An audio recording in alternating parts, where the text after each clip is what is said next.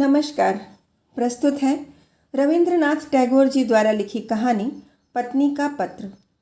कहानी अच्छी लगे तो इसे एक लाइक कर दीजिएगा। चैनल पर नए हैं तो सब्सक्राइब कर लीजिएगा। तो लीजिए कहानी सुनिए राखी पांडे की आवाज़ में। श्री चरण कमलेश। आज हमारे विवाह को 15 वर्ष हो गए, लेकिन अभी तक मैंने कभी तुमको चिट्ठी ना लिखी। सदा तुम्हारे ही पास बनी रही। न जाने कितनी बातें कहती सुनती रही, पर चिट्ठी लिखने लायक दूरी कभी नहीं मिली। आज मैं श्री क्षेत्र में तीर्थ करने आई हूँ। तुम अपने ऑफिस के काम में लगे हुए हो। कलकत्ता के साथ तुम्हारा वही संबंध है जो घोंघे के साथ शंख का होता है। वह तुम्हारे तन मन से चिपक गया है, इसलिए तुमने ऑफिस में छुट्टी की दरख्वास्त नहीं दी।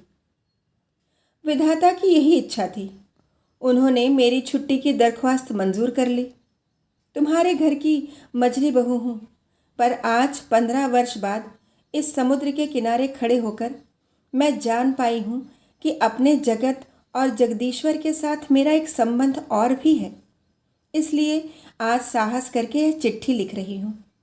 इसे तुम अपने घर की मंझली बहू की ही चिट्ठी मत समझना।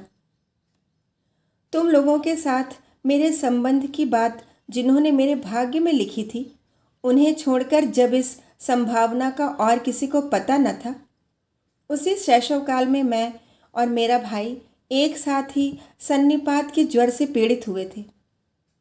भाई तो मारा गया, पर मैं बची रही। मोहल्ले की औरतें कहने लगीं, मृणाल लड़की है ना, इसलिए बच गई। लड़का होती तो क्या भला बच सकती थी। चोरी की कला में यमराज निपुण है। उनकी नज़र कीमती चीज़ पर ही पड़ती है। मेरे भाग्य में मौत नहीं है। यही बात अच्छी तरह से समझने के लिए मैं यह चिट्ठी लिखने बैठी हूँ। एक दिन जब दूर के रिश्ते में तुम्हारे मामा तुम्हारे मित्र नीरद को साथ लेकर कन्या देखने आए थे, तब मेरी आयु 12 वर्ष की थी। दुर्गम गांव में मेरा घर था, जहाँ दिन में भी सियार बोलते रहते। स्टेशन से 7 कोस तक छकड़ा गाड़ी में चलने के बाद बाकी 3 मील का कच्चा रास्ता पालकी में बैठकर पार करने के बाद हमारे गांव में पहुंचा जा सकता था। उस दिन तुम लोगों को कितनी हैरानी हुई, जिस पर हमारे पूर्वी बंगाल का भोजन, मामा उस भोजन की हंसी उड़ाना आज भी नहीं भूलते। तुम्हारी माँ की एक ही जिद थी कि बड़ी बहू के रूप की कमी को मझली बहू के द्वारा पूरी करे।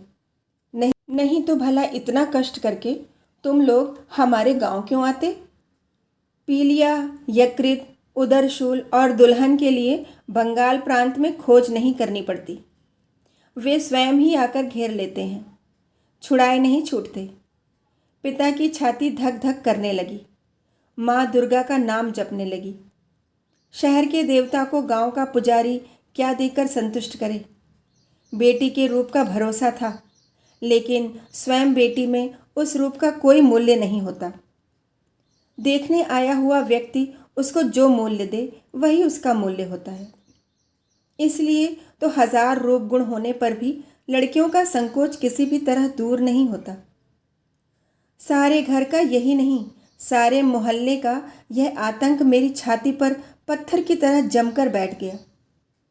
आकाश का सारा उजाला और संसार की समस्त शक्ति उस दिन मानो इस 12 वर्षीय ग्रामीण लड़की की 2 परीक्षकों की 2 जोड़ी आंखों के सामने कसकर पकड़ रखने के लिए चपरासीगिरी कर रही थी। मुझे कहीं छिपने की जगह न मिली। अपने करुण स्वर में संपूर्ण आकाश को कंपाती हुई शहनाई बज उठी। मैं तुम लोगों के यहाँ आ पहुँची। मेरे सारे ऐबों का ब्यौरेवार हिसाब लगाकर गृहिणियों को यह स्वीकार करना पड़ा कि सब कुछ होते हुए भी मैं सुंदरी जरूर हूँ। यह बात सुनते ही मेरी बड़ी जेठानी का चेहरा भारी हो गया। लेकिन सोचती हूँ, मुझे रूप की ज़रूरत ही क्या थी। रूप नामक वस्तु को अगर किसी त्रिपुंडी पंडित ने गंगा मिट्टी से गढ़ा हो तो उसका आदर हो, लेकिन उसे तो विधाता ने केवल अपने आनंद से निर्मित किया है। इसलिए तुम्हारे धर्म के संसार में उसका कोई मूल्य नहीं। मैं रूपवती हूँ, इस बात को भूलने में तुम्हें बहुत दिन नहीं लगे, लेकिन मुझ में बुद्धि भी है, यह बात तुम लोगों को पग पग पर याद करनी पड़ी। मेरी यह बुद्धि कितनी प्राकृत है कि तुम लोगों की घर गृहस्थी में इतना समय काट देने पर भी वह आज भी टिकी हुई है। मेरी इस बुद्धि से माँ बड़ी चिंतित रहती थी। नारी के लिए यह तो एक बला ही है। बाधाओं को मानकर चलना जिसका काम है, वह यह बुद्धि को मानकर चलना चाहे तो ठोकर खा खा कर उसका सिर फूटेगा ही। लेकिन तुम ही बताओ, मैं क्या करूं? तुम लोगों के घर की बहू को जितनी बुद्धि की ज़रूरत है, विधाता ने लापरवाही में मुझे उससे ज़्यादा बुद्धि दे डाली है। अब मैं उसे लौटाऊं भी तो किसको? तुम लोग मुझे पुरखिन कहकर दिन रात गाली देते रहे। अक्षम्य को कड़ी बात कहने से ही सांत्वना मिलती है, इसलिए मैंने उसे क्षमा कर दिया। मेरी एक बात तुम्हारी घर गृहस्थी से बाहर थी, जिसे तुम में से कोई नहीं जानता। मैं तुम सबसे छिपकर कविता लिखा करती थी। वह भले ही कूड़ा करकट क्यों न हो, उस पर तुम्हारे अंतःपुर की दीवार न उठ सकी। वहीं मुझे मृत्यु मिलती थी, वहीं पर मैं रो पाती थी। मेरे भीतर तुम लोगों की मझली बहू के अतिरिक्त जो कुछ था, उसे तुम लोगों ने कभी पसंद नहीं किया, क्योंकि उसे तुम लोग पहचान भी ना पाए। मैं कवि हूँ, यह बात 15 वर्ष में भी तुम लोगों की पकड़ में नहीं आई। तुम लोगों के घर की प्रथम स्मृतियों में मेरे मन में जो सबसे ज़्यादा जगती रहती है, वह है तुम लोगों की गौशाला।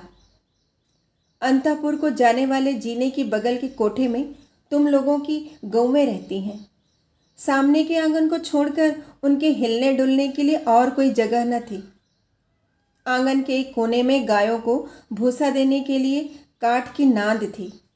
सवेरे नौकर को तरह तरह के काम रहते, इसलिए भूखी गायें नाद के किनारे को चाट चाट कर चबा चबा कर खुरच देती। मेरा मन रोने लगता। मैं गवई गांव की बेटी जिस दिन पहली बार तुम्हारे घर में आई, उस दिन उस बड़े शहर के बीच मुझे वे 2 गायें और 3 बछड़े चिरपरिचित आत्मीय जैसे जान पड़े। जितने दिन मैं रही, बहू रही, खुद न खाकर छिपा छिपा कर मैं उन्हें खिलाती रही। जब बड़ी हुई तब गौओं के प्रति मेरी प्रत्यक्ष ममता देखकर मेरे साथ हंसी मजाक का संबंध रखने वाले लोग मेरे गोत्र के बारे में संदेह प्रकट करते रहे। मेरी बेटी जन्मते ही मर गई। जाते समय उसने साथ चलने के लिए मुझे भी पुकारा था। अगर वह बची रहती तो मेरे जीवन में जो कुछ महान है, जो कुछ सत्य है, वह सब मुझे ला देती। तब मैं मझली बहू से एकदम माँ बन जाती। गृहस्थी में बंधी रहने पर भी माँ विश्व भर की माँ होती है, पर मुझे माँ होने की वेदना ही मिली, मातृत्व की मुक्ति प्राप्त नहीं हुई। मुझे याद है, अंग्रेज डॉक्टर को हमारे घर का भीतरी भाग देखकर बड़ा आश्चर्य हुआ था, और जच्चा घर देखकर नाराज होकर उसने डांट फटकार भी लगाई थी। सदर में तो तुम लोगों का छोटा सा बाग है, कमरे में भी साज श्रृंगार की कोई कमी नहीं, पर भीतर का भाग मानो पश्मीने के काम की उल्टी परत हो। वहाँ न कोई लज्जा है, न सौंदर्य, न श्रृंगार। उजाला वहाँ टिमटिमाता रहता है, हवा चोर की भांति प्रवेश करती है। आंगन का कूड़ा करकट हटने का नाम नहीं लेता। फर्श और दीवार पर कालिमा अक्षय बनकर विराजती है। लेकिन डॉक्टर ने एक भूल की थी। उसने सोचा था कि शायद इससे हमको रात दिन दुख होता होगा। बात बिल्कुल उल्टी है। अनादर नाम की चीज़ राख की तरह होती है। वह शायद भीतर ही भीतर आग को बनाए रहती है, लेकिन ऊपर से उसके ताप को प्रकट नहीं होने देती। जब आत्मसम्मान घट जाता है, तब अनादर में अन्याय भी नहीं दिखाई देता, इसलिए उसकी पीड़ा नहीं होती। यही कारण है कि नारी दुख का अनुभव करने में ही लज्जा पाती है।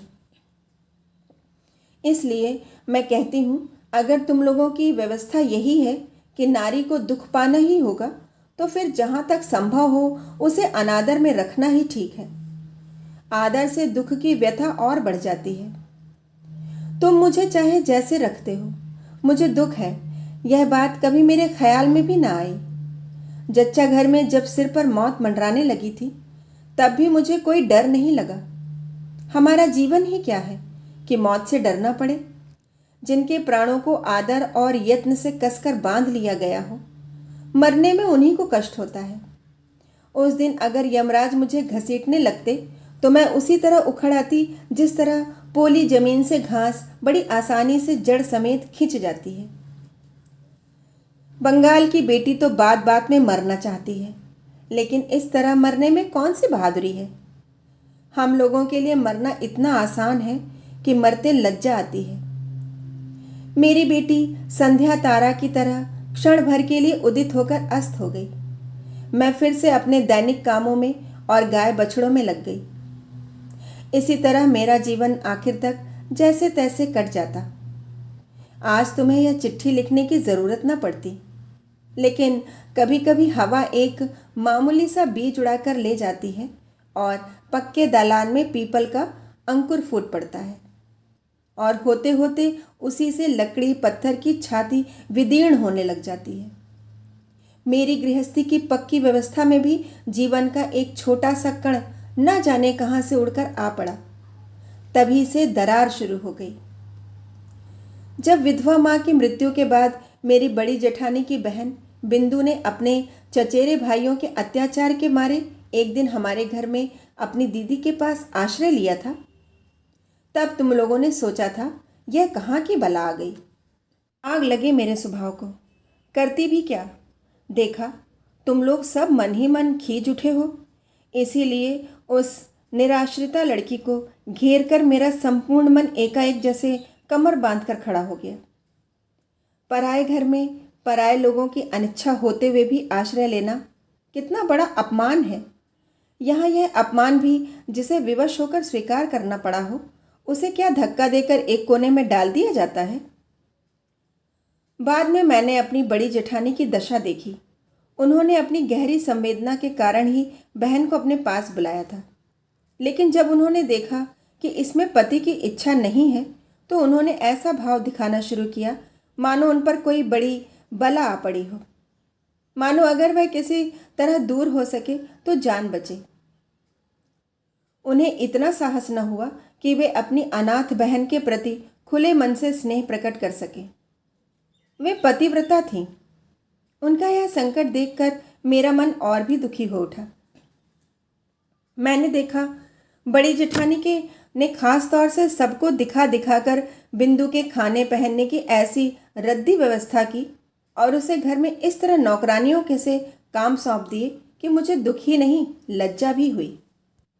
मैं सबके सामने इस बात को प्रमाणित करने में लगी रहती थी कि हमारी गृहस्थी को बिंदु बहुत सस्ते दामों में मिल गई है। ढेरों काम करती है, फिर भी खर्च की दृष्टि से बेहद सस्ती है। मेरी बड़ी जेठानी के पितृवंश में कुल के अलावा और कोई बड़ी चीज़ न थी, न रूप था न धन। किस तरह मेरे ससुर के पैरों पड़ने पर तुम लोगों के घर में उनका ब्याह हुआ था, यह बात तुम अच्छी तरह जानते हो। वे सदा यही सोचती रहीं कि उनका विवाह तुम्हारे वंश के प्रति बड़ा भारी अपराध था, इसीलिए वे सब बातों में अपने आप को भरसक दूर रखकर, अपने को छोटा मानकर तुम्हारे घर में बहुत ही थोड़ी जगह में सिमट कर रहती थी। लेकिन उनके इस प्रशंसनीय उदाहरण से हम लोगों को बड़ी कठिनाई होती रही। मैं अपने आप को हर तरफ से इतना बेहद छोटा नहीं बना पाती। मैं जिस बात को अच्छा समझती हूँ उसे किसी और की खातिर बुरा समझने को मैं उचित नहीं मानती। इस बात के तुम्हें भी बहुत से प्रमाण मिल चुके हैं। बिंदु को मैं अपने कमरे में घसीट लाई। जीजी कहने लगी, मझली बहू गरीब घर की बेटी का दिमाग खराब कर डालेगी। वे सबसे मेरी इस ढंग से शिकायत करती फिरती थी, मानो मैंने कोई भारी आफत ढा दी है। लेकिन मैं अच्छी तरह जानती हूँ, वे मन ही मन सोचती थीं कि जान बची। अब अपराध का बोझ मेरे सिर पर पड़ने लगा। वे अपनी बहन के प्रति खुद जो स्नेह नहीं दिखा पाती थी, वही मेरे द्वारा प्रकट करके उनका मन हल्का हो जाता। मेरी बड़ी जेठानी बिंदु की उम्र में से 2-1 अंक कम कर देने की चेष्टा किया करती थी, लेकिन अगर अकेले में उनसे यह कहा जाता कि उसकी अवस्था 14 से कम नहीं थी तो ज्यादती न होती। तुम्हें तो मालूम है, देखने में वह इतनी कुरूप थी कि अगर वह फर्श पर गिरकर अपना सिर फोड़ लेती तो भी लोगों को घर के फर्श की ही चिंता होती। यही कारण है कि माता पिता के न होने पर ऐसा कोई न था जो उसके विवाह की सोचता, और ऐसे लोग भी भला कितने थे जिनके प्राणों में इतना बल हो कि उससे ब्याह कर सके। बिंदु बहुत डरती डरती मेरे पास आई, मानो अगर मेरी देह उससे छू जाएगी तो मैं सह नहीं पाऊंगी, मानो संसार में उसके जन्म लेने का कोई अधिकार ही न था। इसीलिए वह हमेशा अलग हटकर आंख बचाकर चलती। उसके पिता के यहाँ उसके चचेरे भाई उसके लिए ऐसा एक भी कोना नहीं छोड़ना चाहते थे जिसमें वह फालतू चीज़ की तरफ पड़ी रह सके, इसलिए उसके लिए घूरे पर भी जगह नहीं होती। फिर भी यह कैसे कहा जा सकता है कि उसके चचेरे भाई ही संसार में परमावश्यक पदार्थ थे। जो हो, वे लोग थे खूब। यही कारण है कि जब मैं बिंदु को अपने कमरे में बुला लाई तो उसकी छाती धक धक करने लग गई। उसका डर देखकर मुझे बड़ा दुख हुआ। मेरे कमरे में उसके लिए थोड़ी सी जगह है, यह बात मैंने बड़े प्यार से उसे समझाई। लेकिन मेरा कमरा एक मेरा ही कमरा था नहीं, इसलिए मेरा काम आसान नहीं हुआ। मेरे पास 2-4 दिन रहने पर ही उसके शरीर में न जाने लाल लाल क्या निकल आया। शायद अमहौरी रही होगी या ऐसा ही कुछ होगा। तुमने कहा शीतला, क्यों न हो, वह बिंदु थी ना। तुम्हारे मोहल्ले के एक अनाड़ी डॉक्टर ने आकर बताया 2-1 दिन और देखे बिना ठीक से कुछ नहीं कहा जा सकता। लेकिन 2-1 दिन तक धीरज किसको होता। बिंदु तो अपनी बीमारी की लज्जत से ही मरी जा रही थी। मैंने कहा शीतला है तो हो, मैं उसे अपने जच्चा घर में लिवा ले जाऊंगी और किसी को कुछ करने की ज़रूरत नहीं। इस बात पर जब तुम सब लोग मेरे ऊपर भड़क कर क्रोध की मूर्ति बन गए, यही नहीं, जब बिंदु की जीजी भी बड़ी परेशानी दिखाती हुई उस अभागी लड़की को अस्पताल भेजने का प्रस्ताव करने लगी, तभी उसके शरीर के वे सारे लाल लाल दाग एकदम विलीन हो गए। मैंने देखा कि इस बात से तुम लोग और भी व्यग्र हो उठे। कहने लगे अब तो वाकई शीतला बैठ गई हैं। क्यों न हो, वह बिंदु थी ना। अनादर के पालन पोषण में एक बड़ा गुण है, शरीर को वह एकदम अजर अमर कर देता है। बीमारी आने का नाम नहीं लेती, मरने के सारे आम रास्ते बिल्कुल बंद हो जाते हैं। इसीलिए रोग उसके साथ मजाक करके चला गया।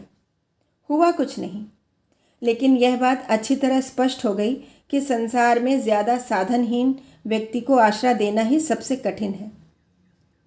आश्रय की आवश्यकता उसको जितनी अधिक होती है, आश्रय की बाधाएं भी उसके लिए उतनी ही विषम होती हैं। बिंदु के मन से जब मेरा डर जाता रहा, तब उसको एक और कुग्रह ने पकड़ लिया। वह मुझे इतना प्यार करने लगी कि मुझे डर होने लगा। स्नेह की ऐसी मूर्ति तो संसार में पहले कभी नहीं देखी थी। पुस्तकों में पढ़ा अवश्य था, पर वह भी स्त्री पुरुष के बीच ही। बहुत दिनों से ऐसी कोई घटना नहीं हुई थी कि मुझे अपने रूप की बात याद आती। अब इतने दिनों बाद यह कुरूप लड़की मेरे उसी रूप के पीछे पड़ गई। रात दिन मेरा मुंह देखते रहने पर भी उसकी आंखों की प्यास नहीं बुझती थी। कहती, जीजी, तुम्हारा यह मुंह मेरे अलावा और कोई नहीं देख पाता। जिस दिन मैं स्वयं ही अपने केश बांध लेती, उस दिन मैं बहुत रूठ जाती। अपने हाथों से मेरे केश भार को हिलाने डुलाने में उसे बड़ा आनंद आता। कभी कहीं दावत में जाने के अतिरिक्त और कभी तो मुझे साज श्रृंगार की आवश्यकता पड़ती ही न थी, लेकिन बिंदु मुझे तंग कर करके थोड़ा बहुत सजाती रहती। वह लड़की मुझे लेकर बिल्कुल पागल हो गई थी। तुम्हारे घर के भीतरी हिस्से में कहीं रत्ती भर भी मिट्टी न थी। उत्तर की ओर की दीवार में नाली के किनारे न जाने कैसे एक गाब का पौधा निकला। जिस दिन देखती कि उस गाब के पौधे में नई लाल लाल कोपले निकल आई हैं, उसी दिन जान पड़ता कि धरती पर वसंत आ गया है। और जिस दिन मेरी घर गृहस्थी में जुटी हुई इस अनाहट लड़की ने मन का ओर छोर किसी तरह रंग उठा, उस दिन मैंने जाना कि हृदय के जगत में भी वसंत की हवा बहती है। वह किसी स्वर्ग से आती है, गली के मोड़ से नहीं। बिंदु के स्नेह के दुस्सह वेग ने मुझे अधीर कर डाला था। मैं मानती हूं कि मुझे कभी कभी उस पर क्रोध आ जाता, लेकिन उस स्नेह में मैंने अपना एक ऐसा रूप देखा जो जीवन में मैं पहले कभी न देख पाई थी। वही मेरा मुख्य स्वरूप है। इधर मैं बिंदु जैसी लड़की को जो इतना लाड प्यार करती थी, यह बात तुम लोगों को बड़ी ज्यादती लगी। इसे लेकर बराबर खटपट होने लगी। जिस दिन मेरे कमरे से बाजूबंद चोरी हुआ, उस दिन इस बात का आभास देते हुए तुम लोगों को तनिक भी लज्जा न आई कि इस चोरी में किसी न किसी रूप में बिंदु का हाथ है। जब स्वदेशी आंदोलनों में लोगों के घर की तलाशियां होने लगी, तब तुम लोग अनायास ही यह संदेह कर बैठे कि बिंदु पुलिस द्वारा रखी गई स्त्री गुप्तचर है। इसका और तो कोई प्रमाण न था। प्रमाण बस इतना ही था कि वह बिंदु थी। तुम लोगों के घर की दासियां उनका कोई भी काम करने से इनकार कर देती थी। उनमें से किसी से अपने काम के लिए कहने में वह लड़की भी संकोच के मारे जड़वत हो जाती थी। इन्हीं सब कारणों से उसके लिए मेरा खर्च बढ़ गया। मैंने खास तौर से अलग से एक दासी रख ली। यह बात तुम लोगों को अच्छी नहीं लगी। बिंदु को पहनने के लिए मैं जो कपड़े देती थी, उन्हें देखकर तुम इतने क्रुद्ध हुए कि तुमने मेरे हाथ खर्च के रुपए ही बंद कर दिए। दूसरे ही दिन से मैंने ₹1.25 जोड़े की मोटी कोरी मिल की धोती पहनना शुरू कर दिया। और जब मोती की माँ मेरी जूठी थाली उठाने के लिए आई तो मैंने उसको मना कर दिया। मैंने खुद जूठा भात बछड़े को खिलाने के बाद आंगन के नल पर जाकर बर्तन मल लिए। एक दिन एकाएक इस दृश्य को देखकर तुम प्रसन्न न हो सके। मेरी खुशी के बिना तो काम चल सकता है, पर तुम लोगों की खुशी के बिना नहीं चल सकता। यह बात आज तक मेरी समझ में नहीं आई। उधर ज्यों-ज्यों तुम लोगों का क्रोध बढ़ता जा रहा था, त्यों-त्यों बिंदु की आयु भी बढ़ती जा रही थी। इस स्वाभाविक बात पर तुम लोग अस्वाभाविक ढंग से परेशान हो उठे थे। एक बात याद करके मुझे आश्चर्य होता रहा है कि तुम लोगों ने बिंदु को जबरदस्ती अपने घर से विदा क्यों नहीं कर दिया। मैं अच्छी तरह समझती हूँ कि तुम लोग मन ही मन मुझसे डरते थे। विधाता ने मुझे बुद्धि दी है। भीतर ही भीतर इस बात की खातिर किए बिना तुम लोगों को चैन नहीं पड़ता था। अंत में अपनी शक्ति से बिंदु को विदा करने में असमर्थ होकर तुम लोगों ने प्रजापति देवता की शरण ली। बिंदु का वर ठीक हुआ। बड़ी जेठानी बोली, जान बची। माँ काली ने अपने वंश की लाज रख ली। वर कैसा था मैं नहीं जानती। तुम लोगों से सुना था कि सब बातों में अच्छा है। बिंदु मेरे पैरों से लिपटकर रोने लगी। मेरा ब्याह क्यों कर रही हो भला? मैंने उसको समझाते बुझाते कहा। बिंदु डर मत, मैंने सुना है तेरा वर अच्छा है। बिंदु बोली, अगर वर अच्छा है तो मुझ में भला ऐसा क्या है जो उसे पसंद आ सके। लेकिन वर पक्ष वालों ने तो बिंदु को देखने के लिए आने का नाम भी न लिया। बड़ी जीजी इससे बड़ी निश्चिंत हो गई, लेकिन बिंदु रात दिन रोती रहती, चुप होने का नाम ही न लेती। उसको क्या कष्ट है यह मैं जानती थी। बिंदु के लिए मैंने घर में बहुत बार झगड़ा किया था, लेकिन उसका ब्याह रुक जाए यह बात कहने का साहस नहीं होता था। कहती भी किस बल पर? मैं अगर मर जाती तो उसकी क्या दशा होती। एक तो लड़की जिस पर काली, जिसके यहाँ जा रही है वहाँ उसकी क्या दशा होगी, इस बातों की चिंता न करना ही अच्छा था। सोचती तो प्राण कांप उठते। बिंदु ने कहा, जीजी ब्याह के अभी 5 दिन और हैं, इस बीच क्या मुझे मौत नहीं आएगी? मैंने उसको खूब धमकाया, लेकिन अंतर्यामी जानते हैं कि अगर किसी स्वाभाविक ढंग से बिंदु की मृत्यु हो जाती तो मुझे चैन मिलता। ब्याह के एक दिन पहले बिंदु ने अपनी जीजी के पास जाकर कहा, जीजी मैं तुम लोगों की गौशाला में पड़ी रहूँगी, जो कहोगी वही करूँगी। मैं तुम्हारे पैरों पड़ती हूँ, मुझे इस तरह मत ढकेलो। कुछ दिनों से जीजी की आंखों से चोरी चोरी आंसू झर रहे थे। उस दिन भी झरने लगे। लेकिन सिर्फ हृदय ही तो नहीं होता, शास्त्र भी तो है। उन्होंने कहा, बिंदु जानती नहीं, स्त्री की गति मुक्ति सब कुछ पति ही है। भाग्य में अगर दुख लिखा है तो उसे कोई नहीं मिटा सकता।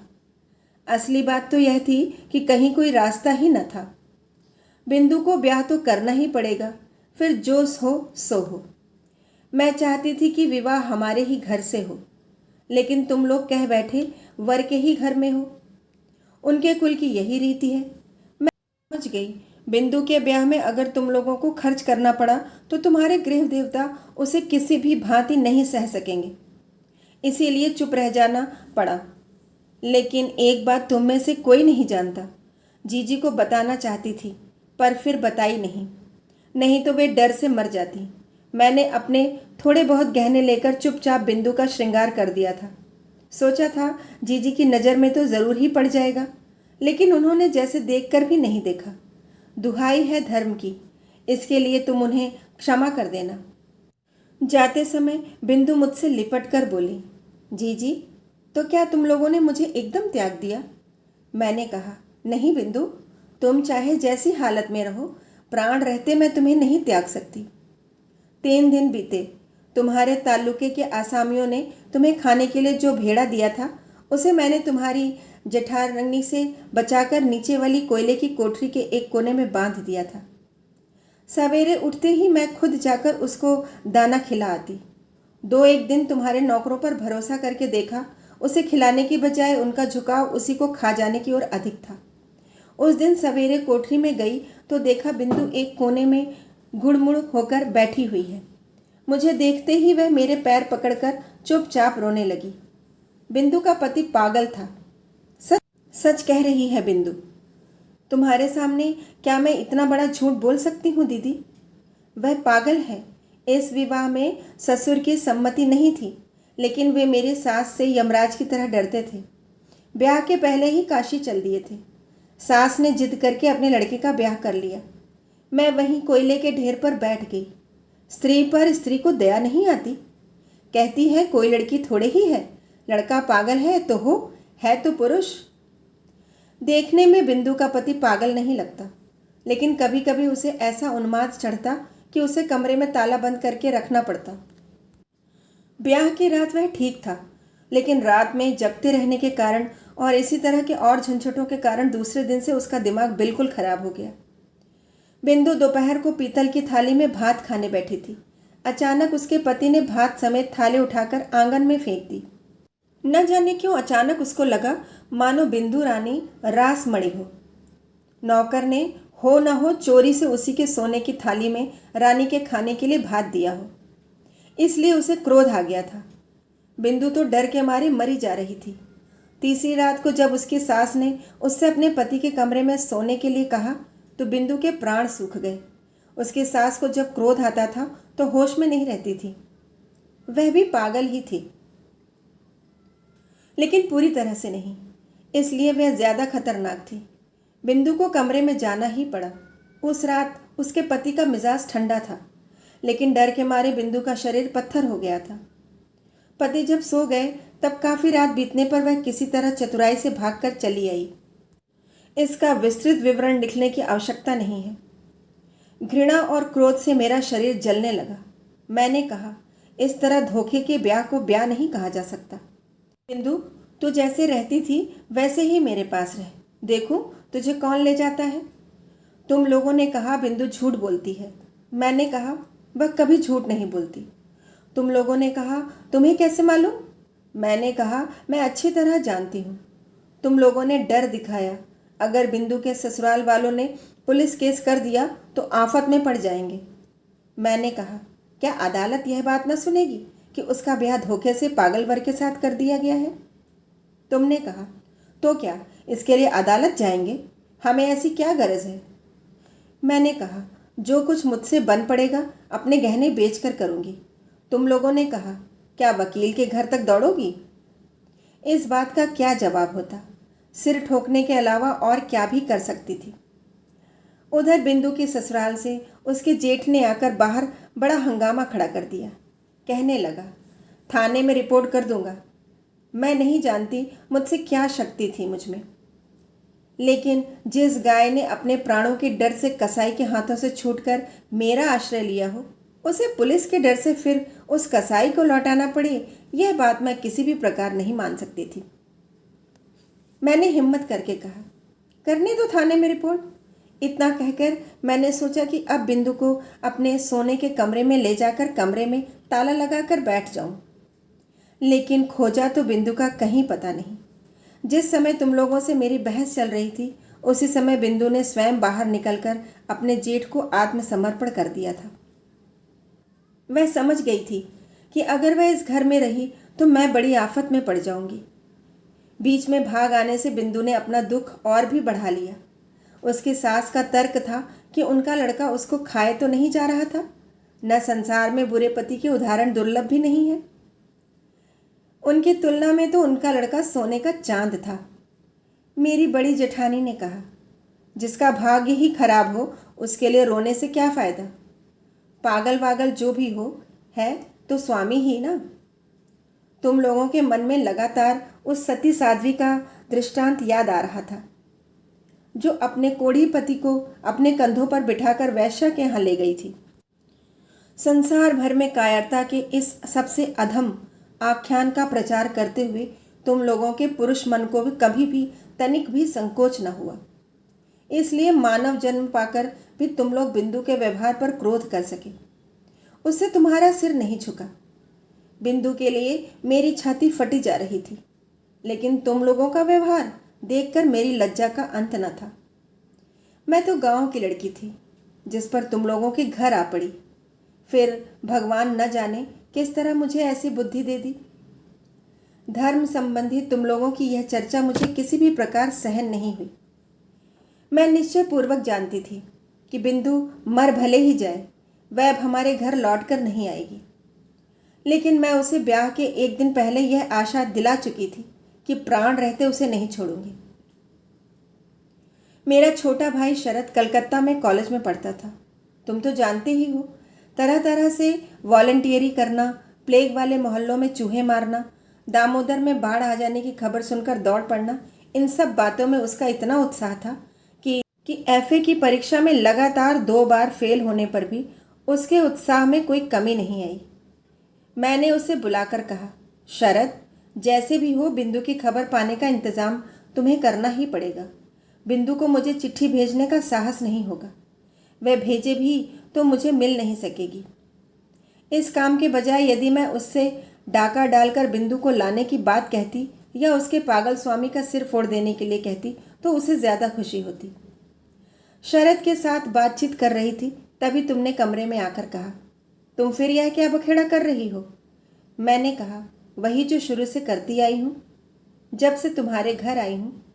लेकिन नहीं, वह तो तुम्ही लोगों की कीर्ति है। तुमने पूछा, बिंदु को लाकर फिर कहीं छिपा रखा है क्या। मैंने कहा, बिंदु अगर आती तो मैं ज़रूर ही छिपा कर रख लेती, लेकिन वह अब नहीं आएगी।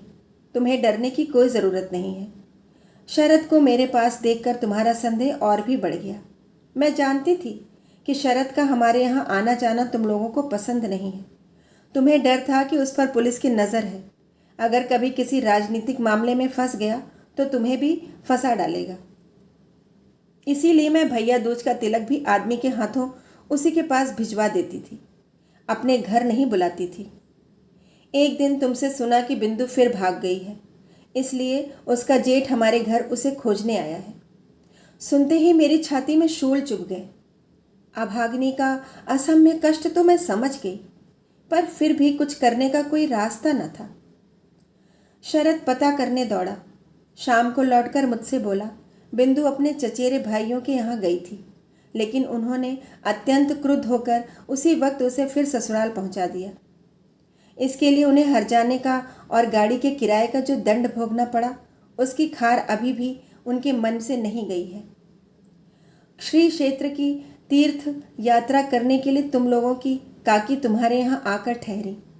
मैंने तुमसे कहा, मैं भी जाऊंगी। अचानक मेरे मन में धर्म के प्रति यह श्रद्धा देखकर तुम इतने खुश हुए कि तुमने तनिक भी आपत्ति नहीं की। तुम्हें इस बात का भी ध्यान था कि अगर मैं कलकत्ता में रही तो फिर किसी न किसी दिन बिंदु को लेकर झगड़ा कर बैठूंगी। मेरे मारे तुम्हें बड़ी परेशानी थी। मुझे बुधवार को चलना था, रविवार को ही सब ठीक ठाक हो गया। मैंने शरद को बुलाकर कहा, जैसे भी हो बुधवार को पूरी जाने वाली गाड़ी में तुझे बिंदु को चढ़ा ही देना पड़ेगा। शरद का चेहरा खिल उठा। वह बोला, डर की कोई बात नहीं जीजी, मैं उसे गाड़ी में बिठाकर पुरी तक चला जाऊंगा। इसी बहाने जगन्नाथ जी के दर्शन भी हो जाएंगे। उसी दिन शाम को शरद फिर आया। उसका मुंह देखते ही मेरा दिल बैठ गया। मैंने पूछा, क्या बात है शरद, शायद कोई रास्ता नहीं निकला? वह बोला, नहीं। मैंने पूछा, क्या उसे राज़ी नहीं कर पाए? उसने कहा, अब ज़रूरत भी नहीं है। कल रात अपने कपड़ों में आग लगाकर वह आत्महत्या करके मर गई। उस घर के जिस भतीजे से मैंने मेल बढ़ा लिया था, उसी से खबर मिली कि तुम्हारे नाम वह एक चिट्ठी रख गई थी, लेकिन वह चिट्ठी उन लोगों ने नष्ट कर दी। चलो, छुट्टी हुई। गांव भर के लोग चीख उठे, कहने लगे, लड़कियों का कपड़ों में आग लगाकर मर जाना तो अब एक फैशन हो गया है। तुम लोगों ने कहा, अच्छा नाटक है, हुआ करे, लेकिन नाटक का तमाशा सिर्फ बंगाली लड़कियों की साड़ी पर ही क्यों होता है? बंगाली वीर पुरुषों की धोती की चुन्नटों पर क्यों नहीं होता? यह भी तो सोचकर देखना चाहिए। ऐसा ही था बिंदु का दुर्भाग्य। जितने दिन जीवित रही, तनिक भी यश नहीं मिल सका, न रूप का न गुण का। मरते वक्त भी यह नहीं हुआ कि सोच समझकर कुछ ऐसे नए ढंग से मरती कि दुनिया भर के लोग खुशी से ताली बजा उठते। मरकर भी उसने लोगों को नाराज ही किया। जीजी कमरे में जाकर चुपचाप रोने लगी, लेकिन उस रोने में जैसे एक सांत्वना थी। कुछ भी सही, जान तो बची, मर गई, यही क्या कम है? अगर बची रहती तो न जाने क्या हो जाता। मैं तीर्थ में आ पहुंची हूँ। बिंदु के आने की तो ज़रूरत ही न रही, लेकिन मुझे ज़रूरत थी। लोग जिसे दुख मानते हैं वह तुम्हारी गृहस्थी में मुझे कभी नहीं मिला। तुम्हारे यहाँ खाने पहनने की कोई कमी नहीं। तुम्हारे बड़े भाई का चरित्र जैसा भी हो, तुम्हारे चरित्र में ऐसा कोई दोष नहीं जिसके लिए विधाता को बुरा कह सकूं। वैसे अगर तुम्हारा स्वभाव तुम्हारे बड़े भाई की तरह भी होता तो भी शायद मेरे दिन करीब करीब ऐसे ही कट जाते, और मैं अपनी सती साध्वी बड़ी जेठानी की तरह पति देवता को दोष देने के बजाय विश्व देवता को ही दोष देने की चेष्टा करती। अतएव मैं तुमसे कोई शिकायत नहीं करना चाहती। मेरी चिट्ठी का कारण यह नहीं है, लेकिन मैं अब माखन बड़ाल की गली के तुम्हारे उस 27 नंबर वाले घर में लौटकर नहीं आऊँगी। मैं बिंदु को देख चुकी हूँ। इस संसार में नारी का सच्चा परिचय क्या है, यह मैं पा चुकी हूँ। अब तुम्हारी कोई ज़रूरत नहीं। और फिर मैंने यह भी देखा है कि वह लड़की ही क्यों न हो, भगवान ने उसका त्याग नहीं किया। उस पर तुम लोगों का चाहे कितना ही जोर क्यों न रहा हो, वह उसका अंत नहीं था। वह अपने अभागे मानव जीवन से बड़ी थी। तुम लोगों के पैर इतने लंबे नहीं थे कि तुम मनमाने ढंग से अपने हिसाब से उसके जीवन को सदा के लिए उनसे दबाकर रख सकते। मृत्यु तुम लोगों से भी बड़ी है। अपनी मृत्यु में वह महान है। वहाँ बिंदु केवल बंगाली परिवार की लड़की नहीं है, केवल चचेरे भाइयों की बहन नहीं है, केवल किसी अपरिचित पागल पति की प्रवंचिता पत्नी नहीं है। वहाँ वह अनंत है। मृत्यु के उस बंशी का स्वर उस बालिका के भग्न हृदय से निकलकर जब मेरे जीवन की यमुना के पास बजने लगा तो पहले पहल मानो मेरी छाती में कोई बाण बिंध गया हो। मैंने विधाता से प्रश्न किया, इस संसार में जो वे सबसे अधिक तुच्छ है वही सबसे अधिक कठिन क्यों है? इस गली में 4 दीवारी से घिरे इस निरानंद स्थान में यह जो तुच्छतम बुद्बुद है वह इतनी भयंकर बाधा कैसे बन गया? तुम्हारा संसार अपनी शठ नीतियों से क्षुधा पात्र को संभाले कितना ही क्यों न पुकारे, मैं उस अंतःपुर की जरा सी चौखट को क्षण भर के लिए भी पार क्यों न कर सकी? ऐसे संसार में ऐसा जीवन लेकर मुझे इस अत्यंत तुच्छ काठ पत्थर की आड़ में ही तिल तिल कर क्यों मरना होगा? कितनी तुच्छ है यह मेरी जीवन प्रतिदिन की जीवन यात्रा। इसके बंधे नियम, बंधे अभ्यास, बंधी हुई बोली, बंधी हुई मार, सब कितनी तुच्छ है। फिर भी क्या अंत में दीनता के उस नागपाश बंधन की ही जीत होगी? और तुम्हारे अपने इस आनंद लोक की, इस सृष्टि की हार। लेकिन मृत्यु की बंशी बजने लगी। कहाँ गई राजमिस्त्रियों की बनाई हुई वह दीवार? कहाँ गया तुम्हारे घोर नियमों से बंधा वह कांटों का घेरा? कौन सा है वह दुख, कौन सा है वह अपमान जो मनुष्य को बंदी बनाकर रख सकता है? यह लो, मृत्यु के हाथ में जीवन की जय पताका उड़ रही है। अरे मछली बहू, तुझे डरने की अब कोई ज़रूरत नहीं। मछली बहू के इस तेरे खोल को छिन्न होते एक निमेष भी न लगा। तुम्हारी गली का मुझे कोई डर नहीं। आज मेरे सामने नीला समुद्र है, मेरे सिर पर आषाढ़ के बादल। तुम लोगों की रीति नीति के अंधेर ने मुझे अब तक ढक रखा था।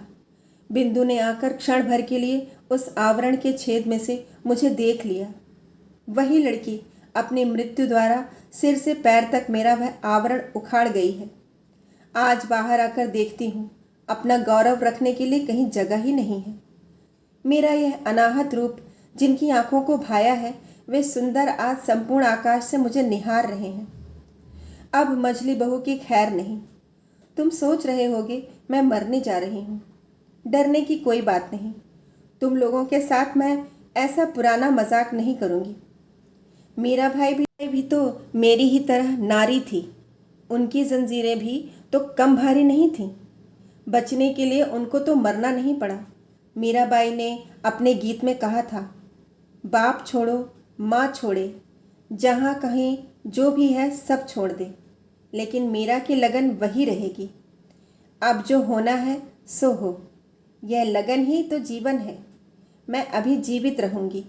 मैं बच गई। तुम लोगों के चरणों का आश्रय से छूटी हुई। मृणाल। कहानी सुनने के लिए बहुत बहुत धन्यवाद।